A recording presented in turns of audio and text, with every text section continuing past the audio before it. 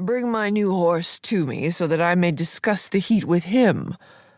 "Your Royal Highness," persisted Gabrielle, "let us save the rematch for another day when your horses and guests will be refreshed." Henri turned away, wiped the sweat from his brow, and bellowed, "Bring me my horse, readied for the joust." Trumpets sounded as the Count, lance held high, galloped his horse to the far end of the field.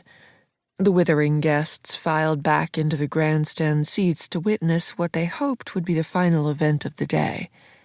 Their weariness turned to excitement when they saw that the king himself would once again run his horse and lance along the tilt.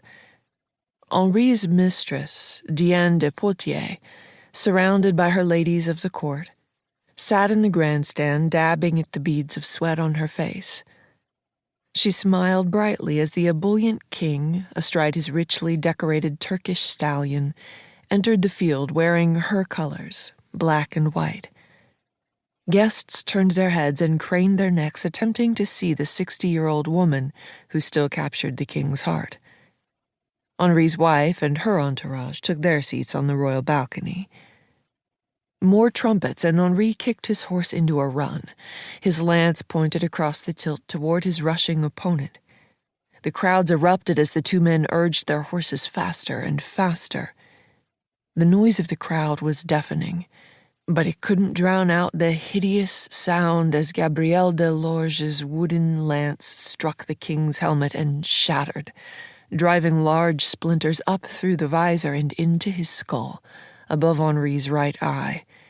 The king howled in pain, dropping his lance as his horse came to an abrupt stop, nearly toppling the disoriented rider.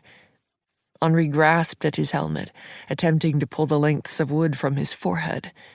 He swayed, still clutching his helmet, barely remaining upright. Silence and fear replaced the crowd's jubilation as the king faltered.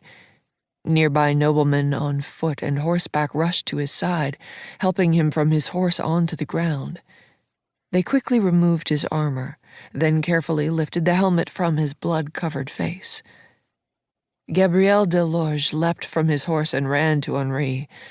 "Cut off my hand and my head," he implored the king, attempting to shove his sword into the king's hand. "Nonsense," the king muttered. "You'll need your hand and head when next we joust."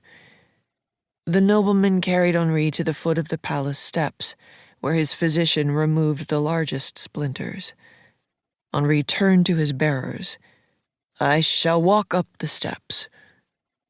They set him down, and with the aid of two of his trusted assistants, the king walked unsteadily up the steps and into the royal chambers, where he collapsed onto his bed. Wasn't there another prediction? Ah, yes, the one that the famed astronomer Luca Garrico wrote to me 3 years ago. Henri had summarily dismissed it at the time, but now he wasn't sure. The words of Garrico came to him. Avoid all single combat in an enclosed place, especially near his 41st year, for in that period of his life he was menaced by a wound to his head, which might rapidly result in blindness or even in his death. Then King Henri II lost consciousness. 1. Northern California, present day.